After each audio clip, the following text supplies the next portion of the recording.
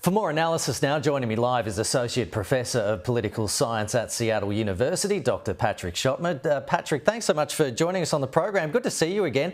What's your opinion there on Trump's recent comments regarding Taiwan? Should Taiwan be worried?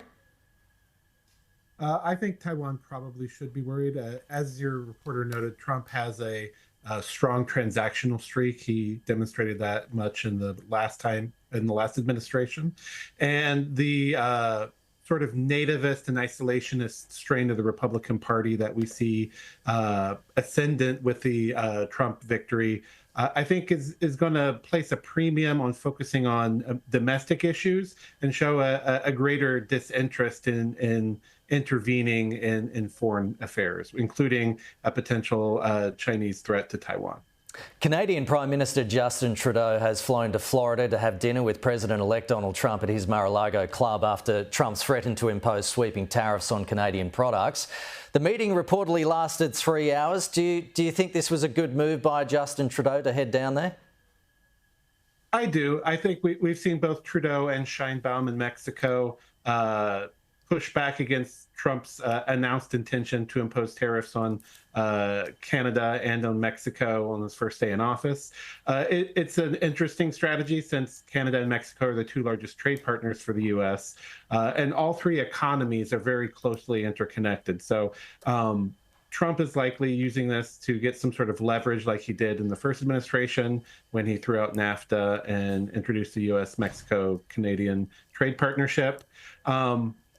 But again, we'll have to see. Trump is playing his cards a little close to his chest on this one, on whether or not he's actually intending on going through, or if this is just another bluff or performance that he's putting on. Yeah, the opposition party here in Australia wanted our Prime Minister, Anthony Albanese, to fly to Mar-a-Lago after the APEC and G20 summits to meet with Trump to talk about tariffs as well, but he resisted those calls. Do you think our Prime Minister should have done the same? Well, Trump has traditionally placed a very strong emphasis on personal relationships. Part of the reason that we see him speaking so highly of a number of political leaders that American presidents usually don't speak highly of, like Vladimir Putin or Kim Jong-un, is because of the personal relationship he's managed to cultivate with them and a feeling of comfort he seems to have with them. So I think having some sort of attempt to cultivate a personal relationship would be wise. We hear, for example, reports of Xi in China working on his golf game, knowing that President Trump loves golf. So again, I think that personal relationship really matters in a Trump administration. You were mentioning that it could be just a negotiating tactic, these threats of tariffs. But what exactly does Donald Trump want from Mexico and Canada?